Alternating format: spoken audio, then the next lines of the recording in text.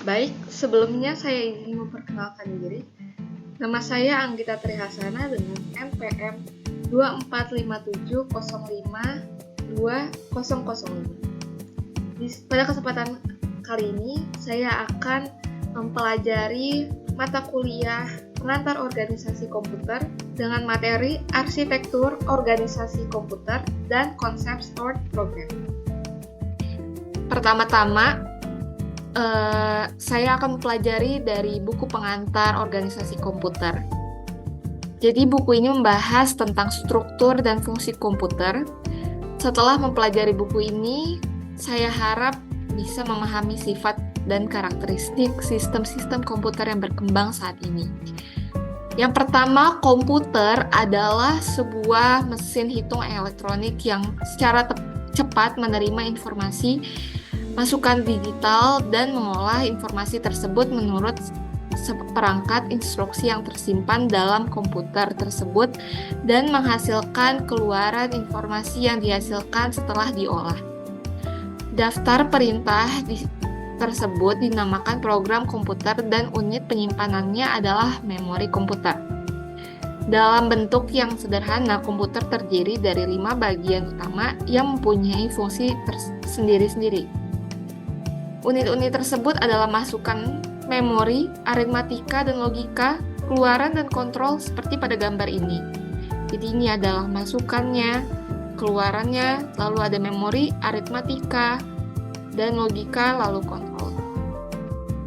Unit masukan menerima informasi yang dikodekan dari operator manusia lewat alat-alat elektromagnetik seperti papan ketik pada suatu terminal video, atau dari komputer-komputer lain lewat jalur komunikasi digital.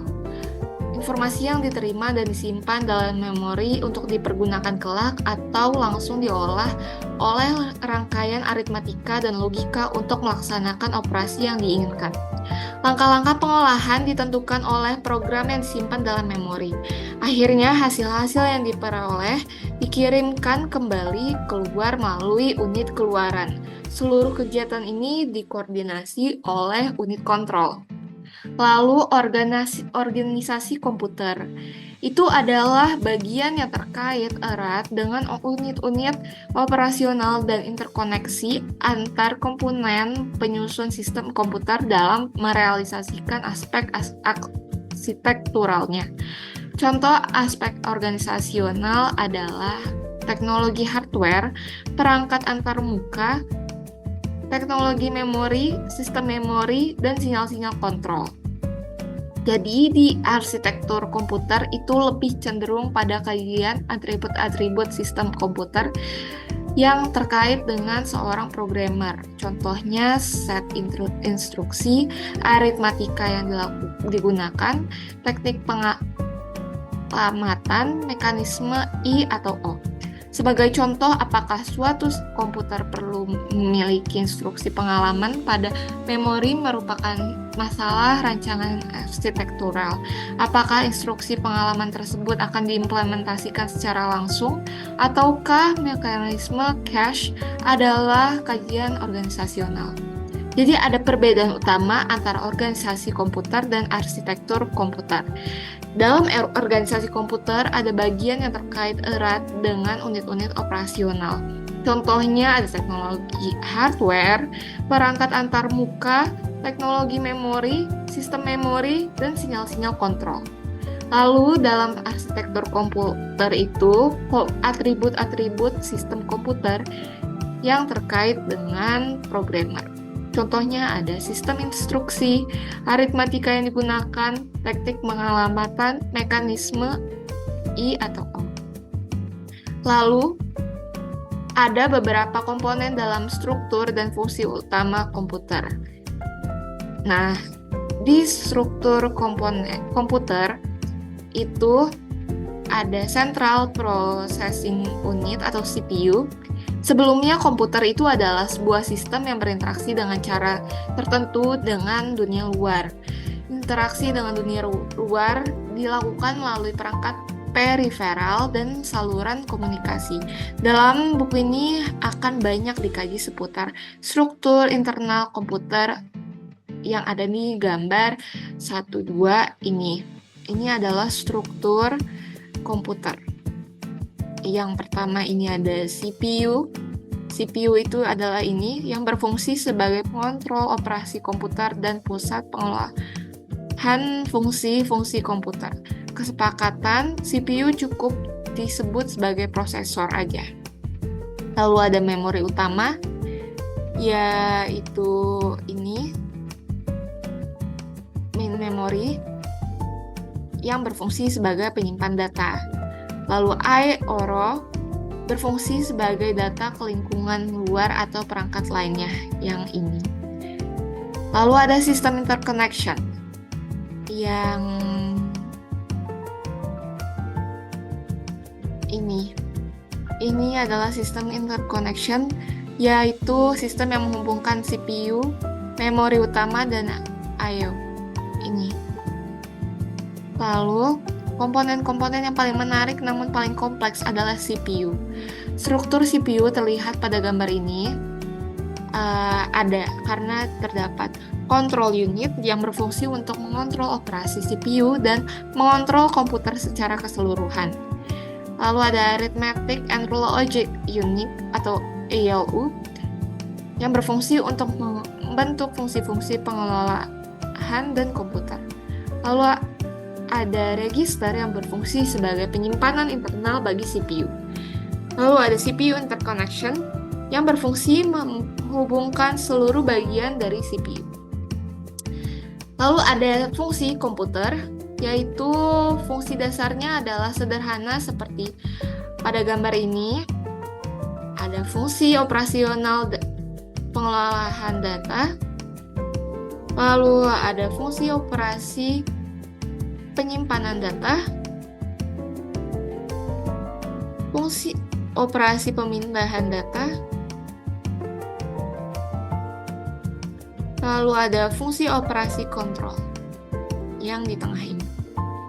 Komputer harus dapat memproses data. Representasi data di sini bermacam-macam, akan tetapi nantinya data harus disesuaikan dengan mesin pemrosesnya.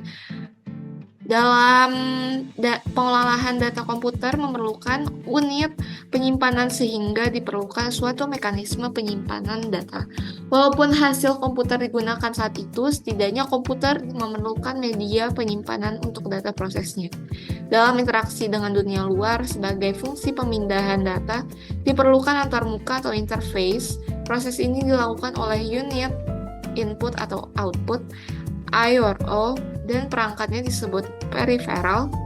Saat interaksi dengan pemindahan data yang jauh atau dari remote device, komputer melakukan proses komunikasi data. Seperti pada gambar ini, yang mengilustrasikan operasi-operasi komputer. Yang ini adalah gambar operasi pemindahan data. Lalu yang sebelahnya adalah operasi penyimpanan data. Lalu yang C ini adalah gambar operasi gambar, dan yang D adalah operasi pengelolaan data. Ini bedanya sesuai arahnya dengan tahap-tahap itu. Lalu ada materi yang saya dapatkan dari suatu blog dari Kairina, yaitu ada komputer sebagai mesin multi-level. Jadi level di sini adalah suatu tingkatan bahasa dan mesin virtual yang mencerminkan tingkat kemudahan komunikasi antar manusia sebagai pemrograman dengan komponen sirkuit elektronik dalam sebuah komputer sebagai pelaksana instruksi sebuah pemrograman. Di sini ada yang pertama, ada mesin level N, itu merupakan mesin virtual MN dengan bahasa LN.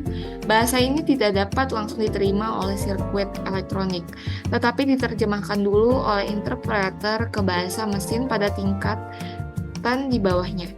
Lalu di bawahnya ada mesin level 2 yang merupakan mesin virtual M2 dengan bahasa mesin L2.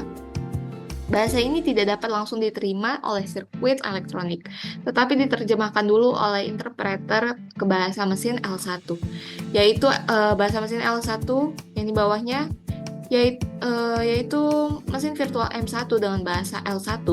Bahasa ini tidak dapat langsung diterima oleh sirkuit elektronik, tetapi diterjemahkan dulu oleh interpreter ke bahasa mesin L0 yang di bawahnya, yaitu level device dalam lingkup rekayasa elektronik. Program yang ada pada level ini adalah bahasa L0 yang dapat dijalankan langsung oleh sirkuit elektronik. Bahasa atau level yang terletak paling bawah adalah yang paling sederhana dan dapat diproses dengan cepat oleh mesin komputer, tetapi sulit untuk dipahami oleh manusia. Bahasa atau level yang paling atas adalah yang paling rumit, dan mesin akan lebih lama melakukan proses instruksinya karena memerlukan interpreter, tetapi manusia lebih mudah memahami bahasa tersebut. Lalu komputer ada mesin 6 level. Di sini ada bahasa tingkat tinggi, bahasa rakitan, mesin sistem informasi, operasi, arsitektur perangkat instruksi, arsitektur mikro, dan logika digital.